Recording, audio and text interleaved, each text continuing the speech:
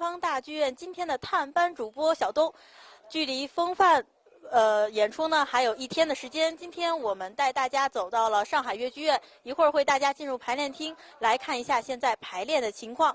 4月1号呢，东方大剧院将独家直播风范演出，想关注的朋友们可以在微信搜索东方大剧院，更多的消息也可以在上面获得。那我们现在呢，看到了我们的史继华老师就在我们的旁边，我们一起和史继华老师来聊一聊。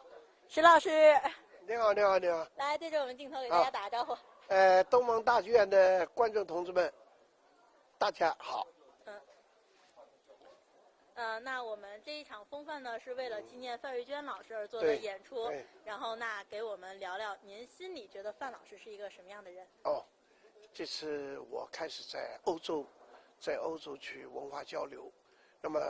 知道范老师过世的消息呢，当然很悲痛。那我马上写了一首唱词，把范老师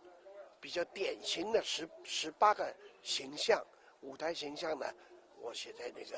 唱词里边。那么然后呢，我又写了一篇悼念的文章，那么回忆跟老师当时相处的一段时间。那么我对老师的影响呢，用一句话来形容呢，我觉得老师生活上的简单，才有他艺术上的精彩。史老师，您刚才说您写了一篇文章，去回忆了一些和范老师的过往，能和我们分享一点吗？比如说，您说了生活上的简单和艺术上的精彩，那生活上的简单就是，那么范老师就生活上的大大咧咧，对吧？马马虎虎，但是他的艺术上呢是一丝不苟。他特别就是从年轻到老一直来全不离手，绝不离口。这个呢，他是70几岁高龄，多一条腿能够贴到那个180度贴到头上，而且摆那个一字开，就是一字马。那么这个就是他长期坚持的。还有呢，他往往为了一个动作，为了一句唱腔，他会无限的反复的练，反复的思考，反复的修改。有的时候我在旁边我说，老师这样子很好了，很完美了。他说不行，还要再弄。所以他这个对艺术上的执着、专业，这是非常突出的，对我的影响比较大。所以我虽然现在也要77高龄了，我在台上还能唱还能动，都是受到老师的影响，老师的教导，一直坚持到现在。那么另外呢，老师呢有一桩事情呢，我记得很清楚。过去呢，我是唱徐派的，跟徐兰老师的，演了《红楼梦》《北帝王》《哭祖庙》，包括我的十一郎，过去呢成名作是徐派的。那么后来的文革以后呢，我就考虑到呢身材发福了，声带变宽了，因为10年在农村劳动啊，没练功练唱，所以声音有变化，所以我感觉到呢，还是改范派。那么征得徐老师的同意之外呢，徐老师就说，不管你唱什么派，我要将来听到你的史派，要融会贯通，要创造自己的风格。那么我就改范派呢，到范老师那里去。范老师就跟我讲，他说我呢是个女的，要把嗓子练宽，要增加阳刚之气，所以我就师傅叫我买了一个酒坛子。干嘛用买酒坛子？酒坛子每天上午叫，对这个酒坛子哗哗哗叫，把声音叫开。他说我叫开了以后放出来呢，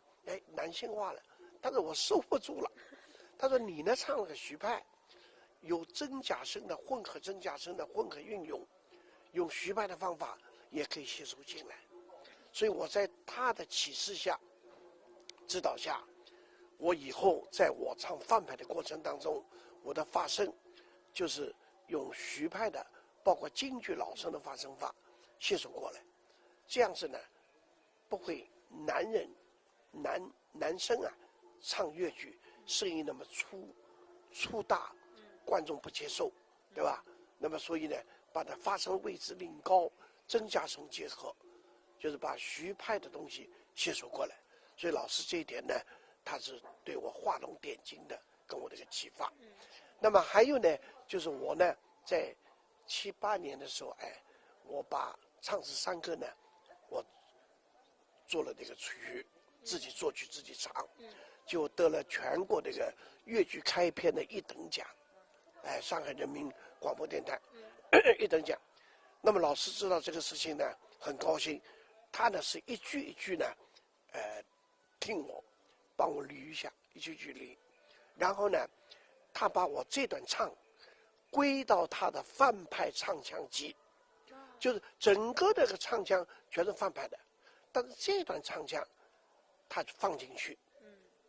就署名呢是我史继华，这个就是对我们年轻人下一代的提现、支持、提拔。那么这整个人家，开始也奇怪，怎么范老师的唱腔专辑有唱词山歌是史继华作曲的了？这个就是从范派当中发展出来的。他就是希望我们继承要发展，因为我们到中南海86年到中南海去拜访那个邓颖超同志吧，中南海去看他，那么袁学芬老师就介绍，这个是演贺老六的史继华。就邓颖超同志呢非常风趣的说，他说：“你是贺小六，你的老师范瑞娟是贺老六，你要努力向老师学习，要首先继承，才能发展。”所以我呢牢记领导老师的教导，一直到现在70多岁，到处还在跑，刚刚从欧洲回来，从香港回来，还在上海、杭州几个地方，哪里需要我哪里去，就是我做一个工作，就是传承。那么在这次排练过程当中呢，我非常有体会的一个感受，一个就是范派全国的学生集中在一起，大家非常团结的互爱互助，大家相互的帮助，在恢复好多戏排练过程当中。另外在排练过程当中呢，我就非常会自然而然的回忆起老师当年在舞台上的光彩。他舞台上的一个一个艺术形象，我是历历在目，深深印在我的脑海当中。同时呢，也排的时候，就是想到老师当时怎么指导我们的，怎么教育我们的，带我们的。老师在培养女小生当中，又培养了我们好多男小生。那我就典型一个男小生了，对吧？他培养出来。那么然后呢，我就是有这种想法，今后需要我的时候，我总是把老师当年怎么教我的，我教学生传下去，一定要把民族文化，一定要把我们的戏曲，把粤剧事业一代一代传下去，这是我们的老祖宗，这是我们的民族的文化。所以我有这样的想法。那这一次演出和您排别的戏会不会有不一样的感受？因为这一次我们为了纪念范老师是9代的范派，包括再传弟子齐聚一堂，所以在这几天的排练时候，您内心的感受是什么样的？那就是我刚刚也讲了，就是在排练过程当中，一个回忆过去老师的排练的情况，他怎么排练的，他怎么上台演出的，我是一直跟在旁边的。那么我们现在呢，就把当时老师怎么排，老师怎么弄，我们在跟那个青年学生讲，就是等于一个传达传承，是这样子。那么大家在相互帮助啊，相互这个互助，大家排的那个速度很快，效果也很好。那石老师也给我们稍微剧透一下，这次您唱什么？这次呢，我唱那个祥林嫂临终，贺老六临终，你到我家5点场。那么另外呢，就是电视台的一个总导演王豪也有那个想法，他说你台上这次要唱，又要讲，还有你在台上能够在动嘛。所以我那段唱腔下来，我还有一段表演的身段，表演的身段基本上我没改，没有做减法，就是还是按照原来的版本，原来的调门很高，原来的调门，原来的样式，原来的一些技巧全部都走出来。所以这次演出您有什么期期待吗？明天马上就首演了。就希望观众同志们、朋友们来看我们的戏，同时回忆范老师的光辉形象，舞台上的非常光彩的形象，然后也是能够把我们通过这次演出，我们把范派技术发扬光大，一代代传下去。好，谢谢石老师，好谢谢石老师。我们刚才采访了史继华老师，然后现在呢，我在排练厅外边，已经可以听到排练厅里的乐器已经响起来了。那现在可以跟着我们的镜头一起去看看现在彩排的情况。正好准备去彩排的路上，来看一下我们遇见了谁。大家好，我是绍兴小百花越剧团的吴凤花。您看，就是遇见了吴凤花老师，那我们就简单和吴凤花老师来聊一聊，来往这边站一点啊。那个吴凤花老师，来给我们先介绍一下这次您在里边都唱哪些唱段？我在这场纪念专场演出当中，我有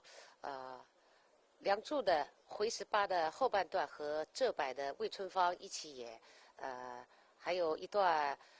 范派唱腔比较典型的弦下调，对月思家，还有一个是范老师曾经跟袁老师合作过的韩世忠，这3个唱段。唱段任务还是比较多的。还好。来，我们这一次演出也是为了纪念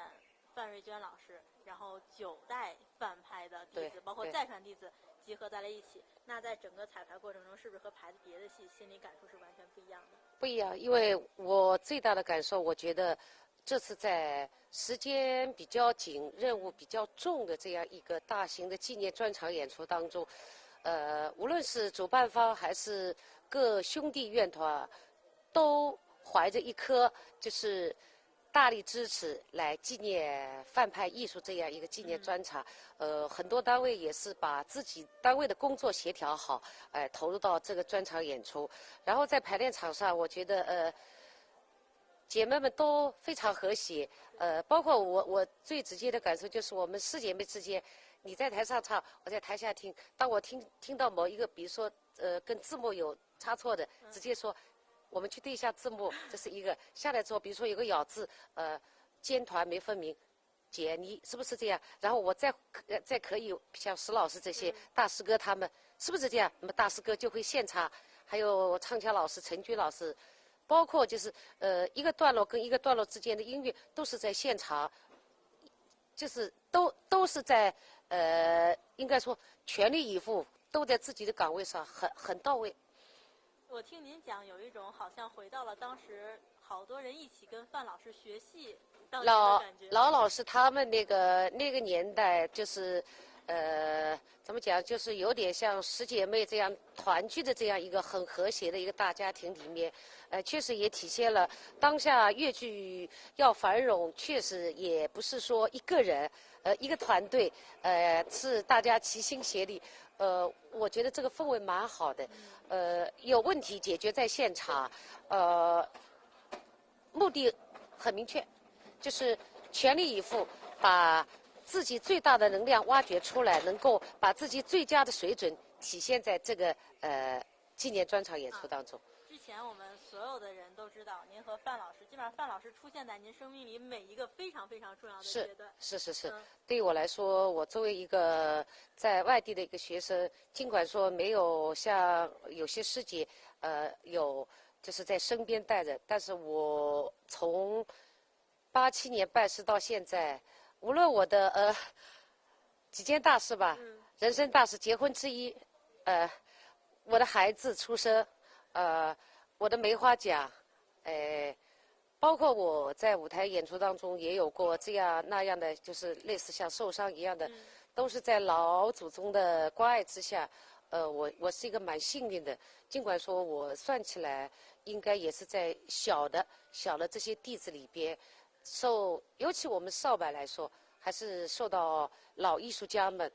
老祖宗更加不要说了，因为有学生在那里，我们来每年86年毕业到现在，每年争取到上海演出。早几年老祖宗都会到现场看戏，在我记忆中，反正他看完戏下来就密密麻麻的写着他自己就是知道的记下的符号，在我演出过程当中不足的地方，然后吸下来之后一个一个的说。尽管说我在单位里面也有主教老师，他们也随时帮我们盯着看着，及时的提醒。但是作为学生来说，能够在老艺术家们这样直接的关爱之下，对我们基层的院团，包括就是在下面外地的一些学生来说，幸福指数很高，确实很高。然后所有人都说啊，范瑞娟老师，我采访了很多人都说他是艺术教育上的一个严师，生活里的一个慈母。像严师对您肯定也是有很多这样很严格的事情。我的感受就是老祖宗生活中其实他比较随和，确实像一个就像奶奶外婆一样的这样一个身份，很亲切，特别的呵护我们小的。然后在舞台上，他确实很苛刻，很严谨，每一个细节，我从头到脚吧，都没有逃过他的眼睛。我曾经有过几次想偷懒，或者说自己大意的时候，最终还是没有逃过。所以说这些点点滴滴吧。比如说什么样的事情被老祖宗发现了？比如说有一次勒头，其实化妆是大意了。他戏曲，因为他讲究因为我们越剧女小生，她需要像勒头，有些自己的法根法式，然后这些圆弧，包括的胭脂，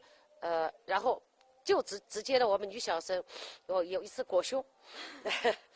裹胸没裹好。其实老祖宗来看戏的时候，后面有几个阿姨啊朋友陪着他，他就直接给我当场出丑，当场直接点名的。你看你是女小生，你像吧？好久，确实好久。虽然就是现在回想起来有点苛刻，但是事后现在轮到我也是在自己的团队里面也承担起这样一个传帮带的工作。从老祖宗身上对我的严格要求，我想我现在也是应该给我下面的学妹们，包括少柏的那些小花们、小贩们，也要及时的提醒，把老祖宗对我的那些严格要求，能够带给及时的提醒下面的演员们跟小贩们。现在有点下雨，我们来换一个地方。我们一直在淋着的过程中，来，这儿还好，稍等啊。之前呢，我们说我们要来采访各位老师，很多网友在我们公众号下面留了非常多言，然后我来给您读几条大家想知道的事情。有一个叫古之风的这个非常喜欢您的这个乐迷啊，说这次演出有没有在舞台上不太出现，或者是很久没出现的剧目？如果有的话，这些剧目是按照之前前辈演的版本呈现的呢，还是重新加工编排了？在整个纪念专场演出当中，有几个老观众熟悉，可能年轻观众比较陌生的，类似像素描题诗啊，曹植与甄洛的一个十字剧，曾静姐，也有就是熟悉的也有了，洞房啊，孔雀的洞房啊，一缕马的洞房啊，比如说像对月思家啊、打金枝啊，这些都熟悉的。就像梅花魂，其实在原拍专场里面也曾出现过，但是在这个纪念专场演出还是有了，还是有。来，我们来看第二个问题啊。第二个问题想问问华帅，最近有没有排新戏？单位里面有计划，应该是在17年的下半年，现在有在就是基本上完成故事大纲，下半年头排。至于什么戏，我要保密，来点来点，对，是有准备在排新戏。那我也做个广告啊，想知道花帅还有什么新戏的，可以关注我们东方大剧院，我们随时有戏可以随时来公布。最后一个问题啊，这个网友名字特别有意思，叫徐牙栓然后他说想了解一下一出叫《青藤狂歌徐渭》的这出戏，因为之前他是看新闻说这出戏啊得了国家的艺术基金，而且又有坊间传闻啊，这个徐渭就是您来扮演，想问问这个证实一下这件事，也想问问这出戏什么时候能和乐迷见面。这个应该是我们绍兴市演出有限公司，他去申请国家艺术基金。这个其实这个题材是我3年前跟编剧约的稿。那么由于种种原因没有如期进行，后来是绍兴演出有限公司他去申请国家艺术基金，已经是就是中标已经中标。那么他呢就是演出公司绍兴演出公司跟绍柏在洽谈过程中，目前基本成型。应该会有合作的可能。哇，那就又有一出很值得期应待的该会有，因为从我们来说，就是挖掘地域文化，作为事业文化，也是绍兴一个比较有文化特征符号的这样一个题材。希望能够如期的能够进入到这个创作过程当中去。最后也带来一些喜爱您的人对您的祝福，就很多人都说希望您多保重身体，谢谢谢谢，然后希望也能在舞台上看到更多您的好戏。谢谢。我们在31号上海大剧院，4月1号上海大剧院不见不散，和你们在舞台上相见。谢谢大家。谢谢大家。然后呢，我们东方大剧院呢也会在4月1号来做一个全国的风范的直播。如果不能来现场的观众呢，可以在微信上搜索"东方大剧院"4个字，关注我们的公众号，您在微信就能看大戏。然后我们现在可以去彩排现场看一看，因为里边我已经听到很多老师在排演啦。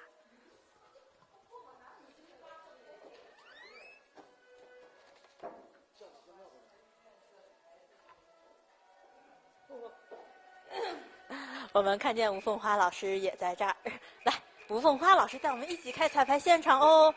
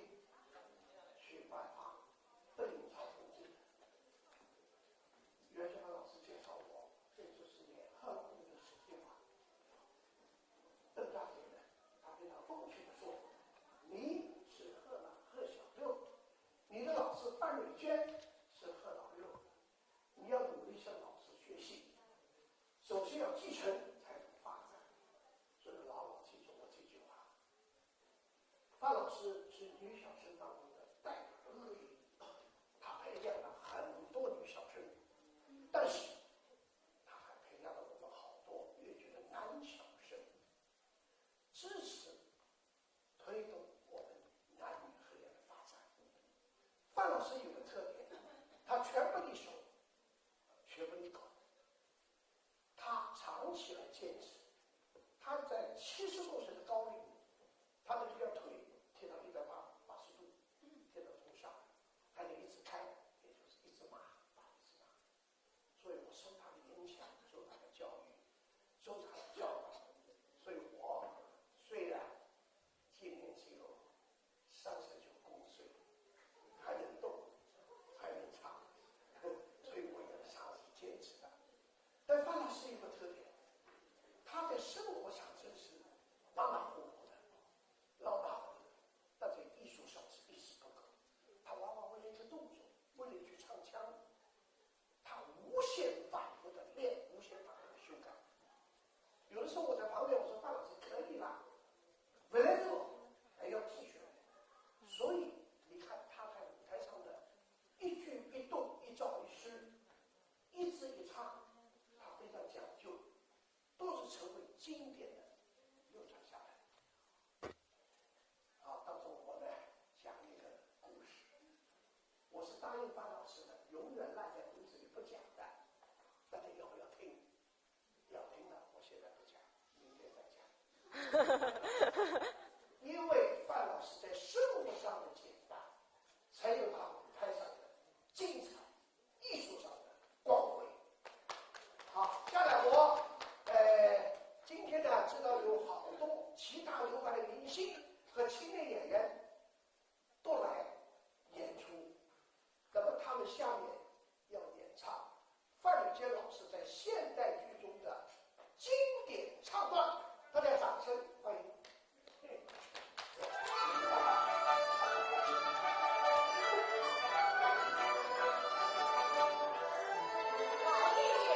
老孙好爷。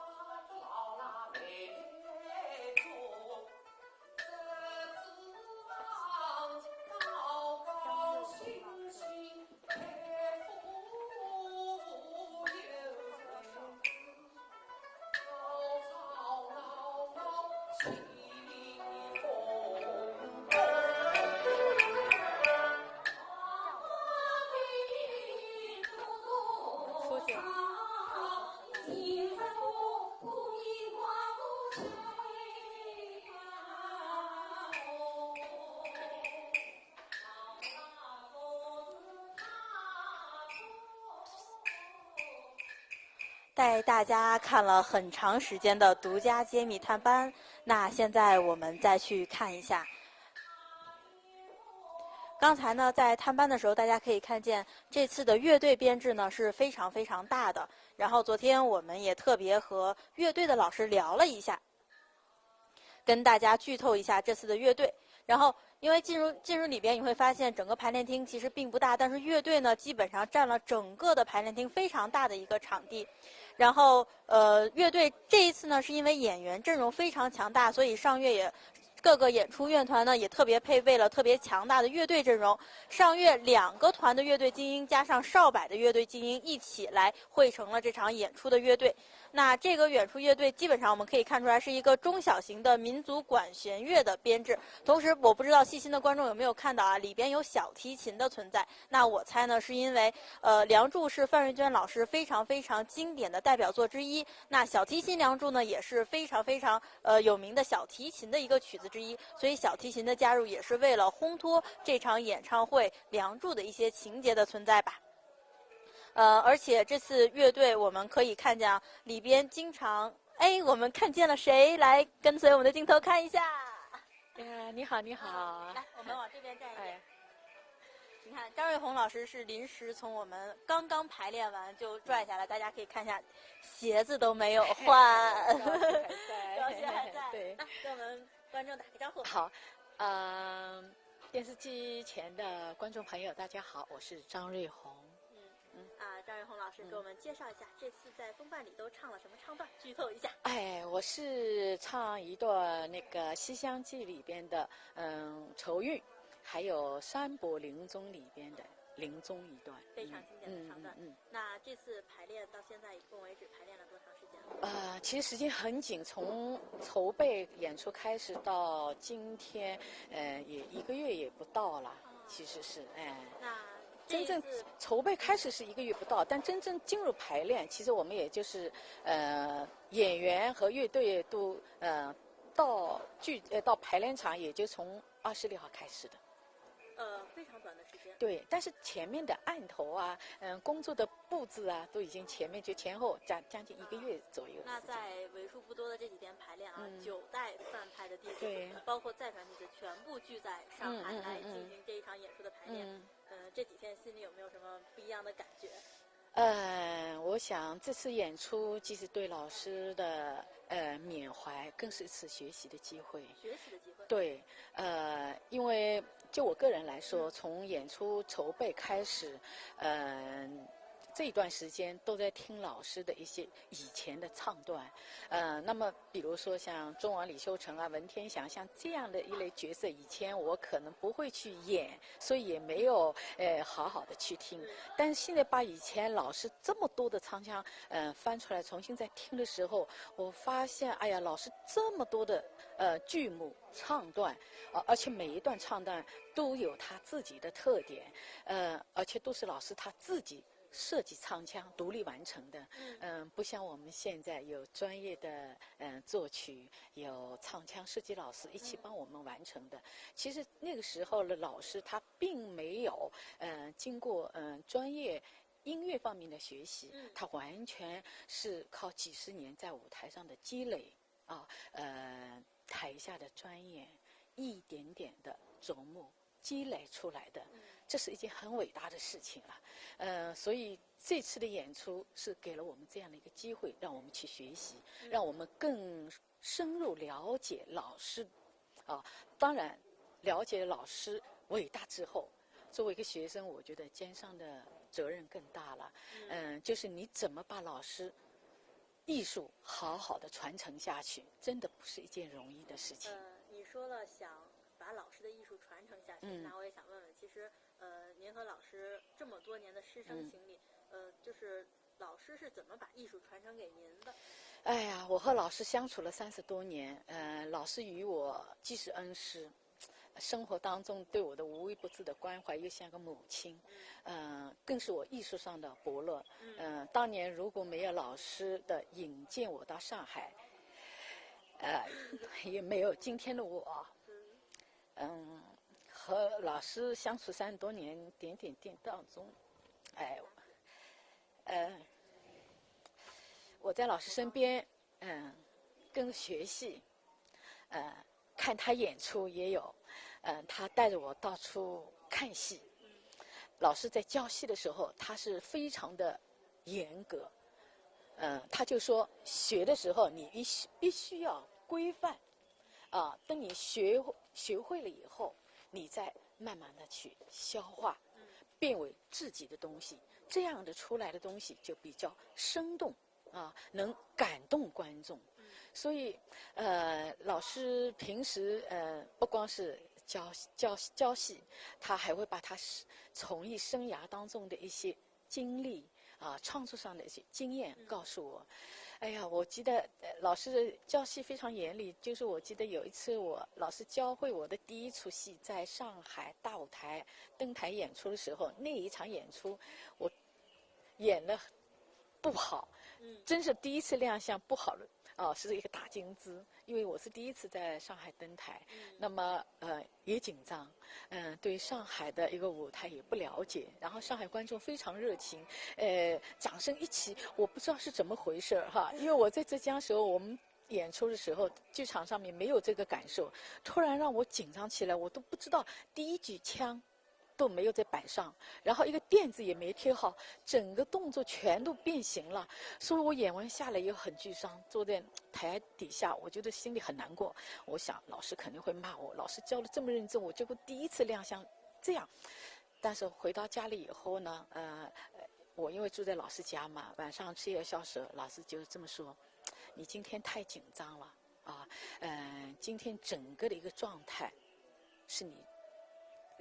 不应该有的，而且你可能心里有杂念当然，你第一次在上海登舞台，对上海的舞台不了解，第一次我可以理解。就像我曾经在第一次登台演出时候，突然看到底下乌压压的一片的时候，我也紧张这个呢是你第一次可以理解但是到了舞台上，演员上去了以后，不是你张润红，就是人物。而且到了台上你要自信，你就是最大，你要有这种的一种自信，在台上才能把观众的一个吸引力到你这个人物身上，所以不要被旁边的一些环境所干扰。所以呢，这次可以原谅，下一次不可以了。当时我就听完以后，可能我当时等待的是老师的批评，但老师很宽容的对我的一些分析，但是宽容下面他是有要求的，以后你是不可以再发生了。所以这句话我一直都记在心里。这也是老师是教学当中他有宽容，但是有严厉，但是又会非常通情达理的，但是又是有要求的。刚才也看见您说老师严厉的时候有点哽咽，我觉得这个哽咽不仅是因为在从艺上的严厉，还是因为生活中对您有很多很多关心之处。之前见您说提到过有一次不小心卡到了去医院。那个对，因为我到上海那几年，我是1到5是在学校学戏，然后周末就回到老师家。我记得86年，我随豫剧院去北京，北京怀仁堂演出，我和雅芬演的是一个断桥。那么老师听说我要去北京演出，这也是我第一次在学校出远门去演出，他为我高兴，然后呢周末叫我回家，他说你马上就要去北京演出，给我加点营养吧，就弄了一条鱼。结果一边他还吃饭的时候，一边在给我说戏嘛然后我一边也在回答，结果不小心的时候呢，就把鱼刺就在那卡在那个喉咙上。我突然我说老师不行，我卡住了。老师他说那怎么办？赶紧叫阿姨倒了很多的醋，因为醋可以软化嘛，对吧？然后我就吃了很多的醋。他说你还在吧？我说老师我好像还在。不行，他在吃饭，马上把筷子一放，就拖着我，就马上就去医院。然后呢，我也不知道，反正就是像一个很无助的一个孩子，我都也紧张，他就拉着我就走。然后呢，到了医院里边以后，他就医生呢？他也因为着急，其实你到了医院，你肯定是要挂号，然后要挂五官科的医生。他现在那个时候，其实我回忆起来，现在那个时候感觉就是好像逮到哪个医生，马上就可以给我看。所以这时候他又着急，他的一份心情就像一个母亲带着一个孩子，所以这个生活当中，这个点点滴滴，我觉得很多啊。所以最近这段时间在排练，每当音乐响起，每当我们这几个师姐妹啊，包括我们师兄们在一起排练的时候，多多少少在排戏的时候，我说哎呀，昨天我们在连排的时候，如果老师看到这个情景，他会很高兴。所以我觉得这次演出也可以说是一次向老师做一次汇报。我想老师在天上肯定看得到，也会感到欣慰。有这么多的学生，我们非常的团结这次我们9代的弟子传人聚集在一起，互相学习所以呢，我想我们一定会大家手拉手把老师的艺术好好的传承下去尽自己的一份能力。然后我们之前说要来做直播，然后很多喜欢您的乐迷就给我们发来很多问题，让我代替他来问一下。有一个人问张二爷，这是乐迷给您起的一个昵称，应该想问您什么时候来个人专场呀？非常想看。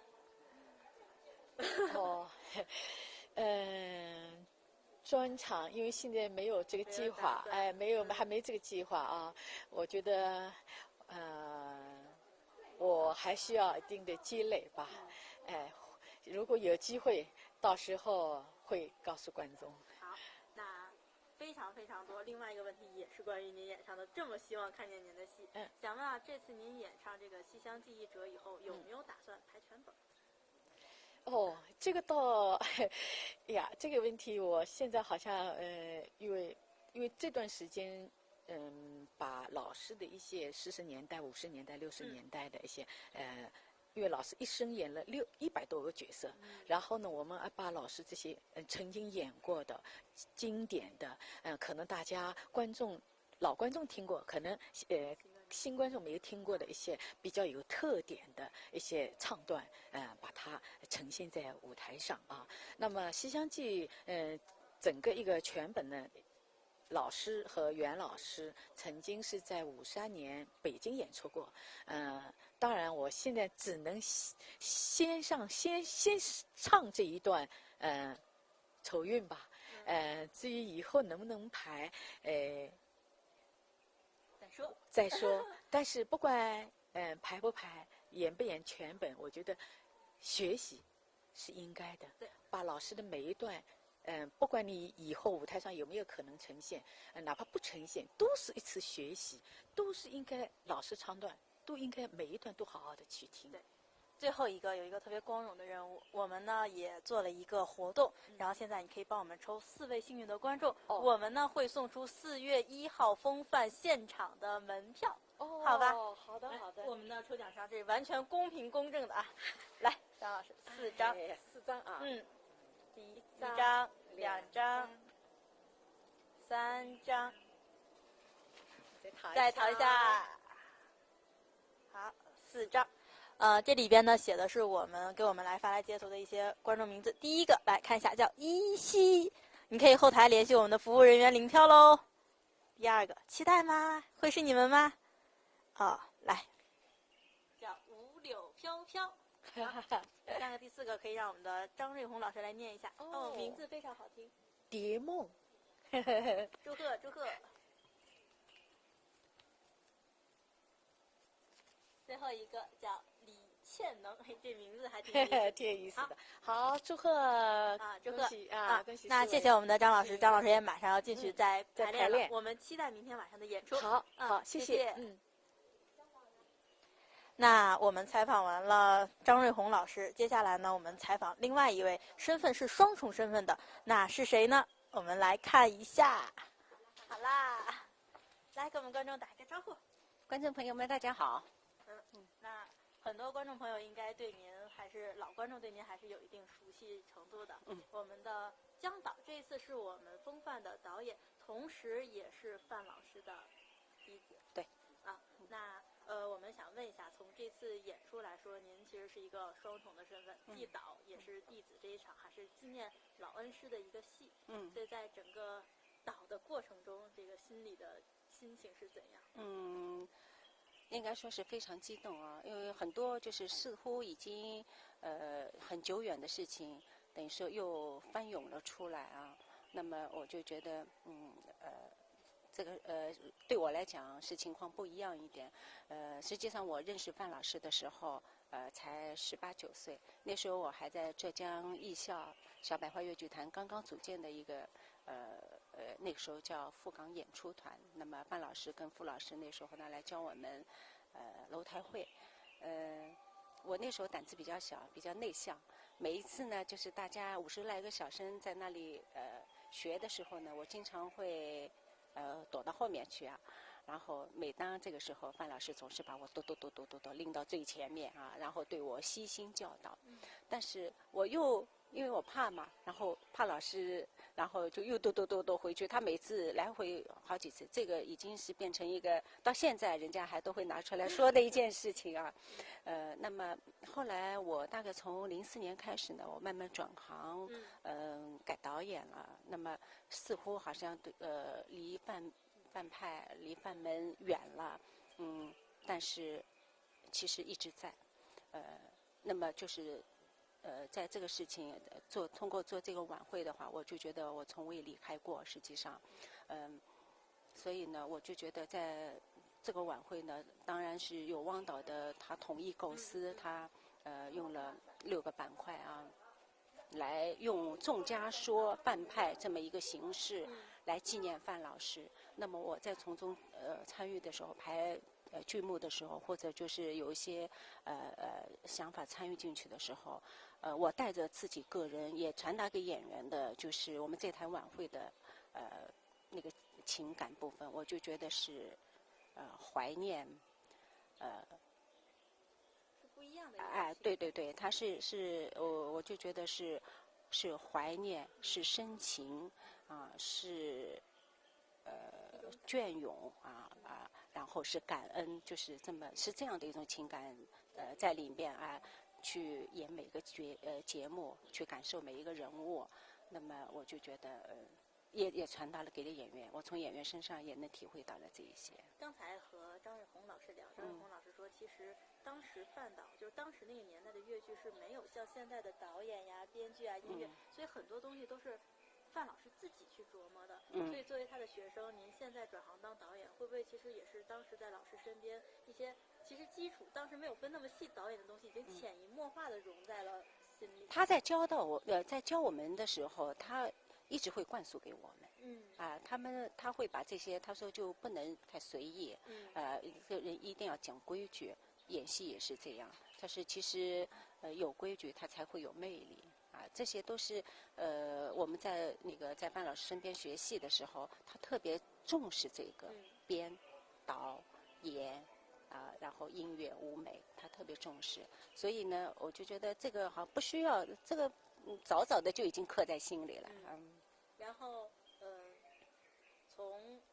学范派到现在导范派这一出戏，您觉得范老师身上最值得去继承发扬的品质是什么样的？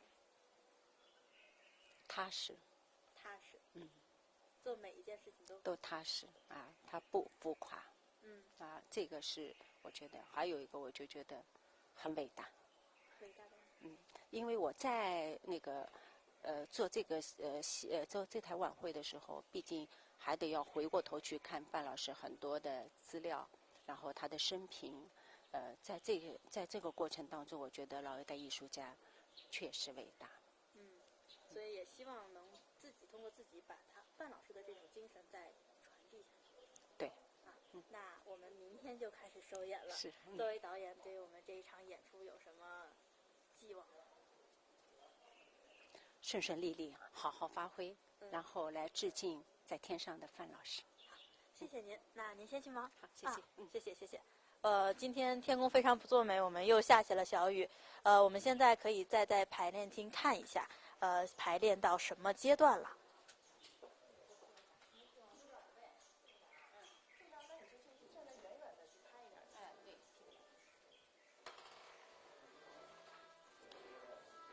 刚才我们看了一部分范派的演员在舞台上去排练的情节，我们发现呢，这次演唱会和以往有很大的不一样。除了唱段以外，它中间加入了很多讲述。我想，可能导演是希望通过这种讲述，使观众更好的去走进范瑞娟老师。那我们看一下现在排练厅的场景。所有献给小提琴协奏曲梁祝的掌声，也都是献给乐曲。今天站在这里，我更想说，作为一名喝着乐曲奶水长大的，现在说话的这位就是我们这场的导演汪导。献给乐曲，献给。由于排练时间太紧，我们并没有办法去给他进行专访。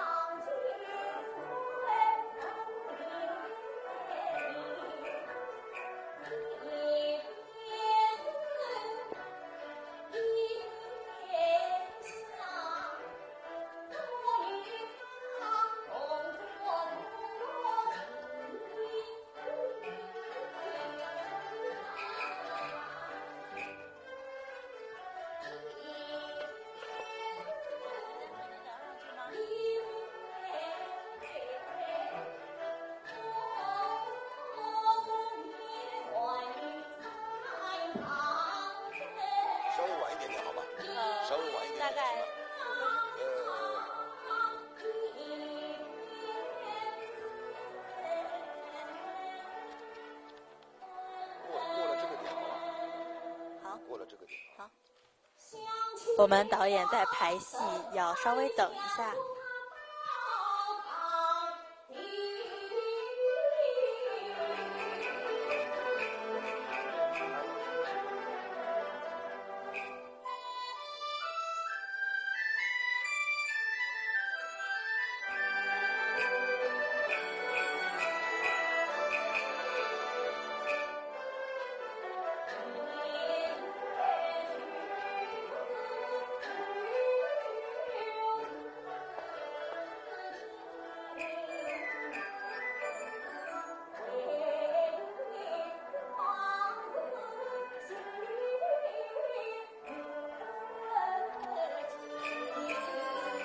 我们现在趁间隙来采访一下我们的导演。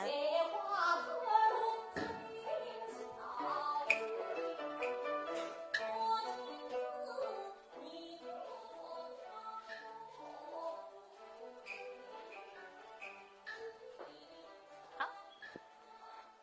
那在这儿就可以。非常高兴，我们现在可以采到我们这一次风范的导演，来给我们先做自我介绍。大家好，我是汪浩，这次风范演唱会的导演。那给我们简单介绍一下这次演唱会吧。好，是这样的，这个粤剧的一代宗师范瑞娟先生去世以后呢，上海粤剧院和我们上海广播电视台的公益频道一起在这个中共上海市委宣传部和不好意思，下雨了，我们让汪导避避雨。今天天气不太好。在这个中共上海市委宣传部和中国剧协的等几家单位的共同指导下，就迅速的启动了这个风范纪念这个粤剧的一代宗师范瑞娟先生的这个专场演出。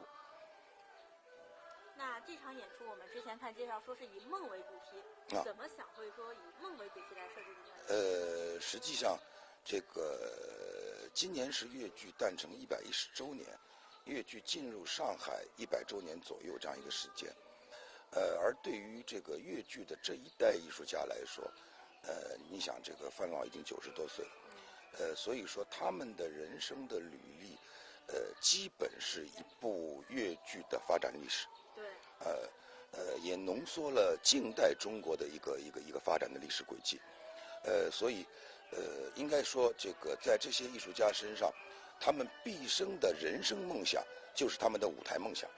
他们把他们的舞台梦想和他们的人生梦想交织在一起，形成了他们这个璀璨的光辉的这样的一生。他们的伟大的艺术创造，都源自于他们的舞台梦想。所以，我也曾经有一个观点嘛，现在大家一直说中国梦。其实，这个所谓的中国梦，我觉得，是可以细化落实到每一个中国人，每一个不同的行业。我们不同的行业有不同行业、不同事业的梦想，每个人有每个人的梦想，不管是生活的、工作的、事业的。如果把这些梦想共同组织起来，那么我们的中国梦就是多元的，是五彩斑斓的。所以这次也是一个越剧梦。对对。那我们之前也看了一些介绍啊，说这次演唱会的版画和平时的越剧其实不太一样，您设置了几位独特的讲述人。那能给我们剧透一下？讲述人为什么要这么设置？然后这些讲述人都会从哪些方面去回忆范老师？是这样的，就是说这个大家知道，这个范老师去世以后，有一个小小的尴尬或者说不太愉快的事，就是网络和一些媒体，有把范老师跟照片搞错了。那么事实上呢，我个人有一个感觉，就是说我们现在中央提倡的对于传统文化和这个非物质文化遗产的这个传承保护，这个两办也发了文件。其实在这个传当中，这个传字，我觉得除了业内的体系内的传承以外，更重要的有一块它的传播。而这种传播呢，我觉得它不是纯专业的，不是窄众的，它需要在一个更大众化的平台上，这个去对他们进行传播。所以这次整个的，我想大家不管是越剧迷，还是更多的观众，大家熟悉的是这个舞台上的荧幕中、屏幕中的那个范老师，而生活中的范老师，事实上他是多元的，他是不同侧面的。所以，我们寻找了的他女小生的2位这个学生，这个吴凤花跟张瑞红，男小生的这个杰出代表施继华老师，选择了这个昆曲的小生表演艺术家，岳美缇，大家都是女小生，岳美缇老师，这个选择了这个非常热爱地方戏曲的一位老的电影表演艺术家梁波罗，他跟范老师还有些交集，并且他会在整个专场当中来朗诵范老师的一篇作品，而这篇作品表现的是范老师生活中作为女子的那个侧面，我的丈夫，我的蜜月，包括有这个对的，中国剧协的名誉主席，这个著名的京剧表演艺术家尚昌荣，尚先生从阳刚美这个侧面来表达，还有就是这个小提琴协奏曲的作曲之一，何占豪先生，那么他事实上讲了年轻的越剧迅速的在40年代以后获得一个成长，而这种成长最后经由小提琴协奏曲这样一个方式迅速的传播到世界，而作为小提琴协奏曲的主创人员，他回过来对他的这个艺术的营养所在、艺术的根源所在的越剧艺术，对范仁娟先生表示一种由衷的敬意。最后呢，还会有一位特别重要的嘉宾，就是范仁娟老师的弟弟，他的亲人，那也是一个角度。所以我希望是呈现一个多元的范仁娟先生。那从最近的排戏是9代的范派弟子，大家寨团弟子在一起，您觉得通过这几天的接触，包括对范仁娟的了解，您觉得范派最大的特点或者吸引您的品质是什么？这个我觉得那一代艺术家他们有一个共性的东西。我过去一直有一个我自己对于粤剧艺术的一个认识，我就是说这个粤剧事实上是中国南方地区几乎可以说是唯一的克服了方言的局限，走过长江去，然后到达全国，成为地方剧种当中名列前茅的数一数二的那样的剧种，最后而且走向世界的舞台，这个在中国南方地区是不多见的。这个地方戏曲当中的豫剧黄梅，他们因为语言的问题，它更容易在全中国普及，而以这个长江中下游地区的吴越地区的这个方言为基础的这样一个剧种，其实它克服方言的障碍是一个很大很大的困难。那么为什么会形成这样一个局面？这是我一直关注的。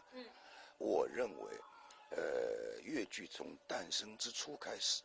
包括他的男扮艺人和我们这个范瑞娟老师他们这一辈，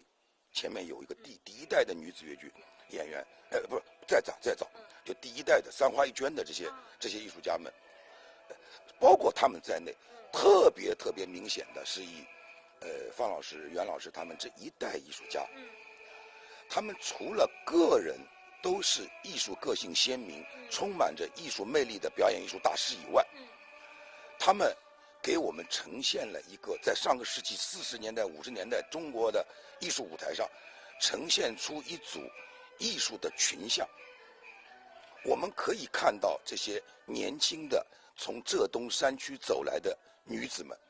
她们手挽着手，和年轻的粤剧艺术一起往前走。这个所谓的往前走，就是既扎根在中国的它这个剧种的本身的土壤中，同时又符合时代的审美。应该讲，在这一批这个粤剧的这一批宗师之前，不管是男班的艺人也好，不管是这个女子粤剧的第一代演员也好，事实上他们通过几代人的不断努力，正在接近这个剧种的一次历史性的变化，但是他们没有达成这个变化。事实上，就是在范瑞娟、袁雪芬他们这一批老师手上，才完成了粤剧艺术从田头山歌最终走向现代剧场艺术的这个过程。所以，他们是伟大的创造者，伟大的传播者。这个中间最重要，其实对今天启示最大的是他们的团结。因为他们的团结，他们对于当时年轻的粤剧来说，我讲叫开疆拓土，圈定了女子粤剧的它的边界、它的地界，或者用个通俗的讲法，就是我有了我的地盘。这个确定地盘是通过对剧种确定它的审美的倾向，它的美学的品味，包括从现在大众传播学的角度来讲，他们确定了他们的受众范围，所以才为今后的女子粤剧，乃至于今天的粤剧奠定了一个重要的基础。我们可以说到今天为止，我们也还没有离开这些老先生给我们确定的这样的一种艺术的基础。同时还有一点很重要，就是这也是我一个个人的观点。我觉得以这个袁雪芬、范瑞娟老师他们那一代为女子粤剧开创的这个基本的舞台风貌，是49年以后全国各大地方剧种，甚至于包括京昆在内，创造新编历史剧的一个基本的美学规范。所以这个我讲叫素质性的渗透，远胜过它表面在现世还有多少留存。那明天就是风范的首演了。对，作为导演，对风范有什么最后的寄语或者想表达给观众朋友们？一定圆满成功！欢迎观众大家继续关注这场演出，同时，在4月1号的晚上也来关注我们的网络的直播。谢谢大家。谢谢王导，那您先去忙。我继续。您继续。那我们今天的直播呢，马上就要结束了，也带大家探究了很多台前幕后的东西。大家如果想关注更多的消息，请在微信搜索“东方大剧院”，然后明天下午的3点到4点，我们将会跟随整个风范的剧组一起进入上海大剧院，来最后看看首演之前的彩排。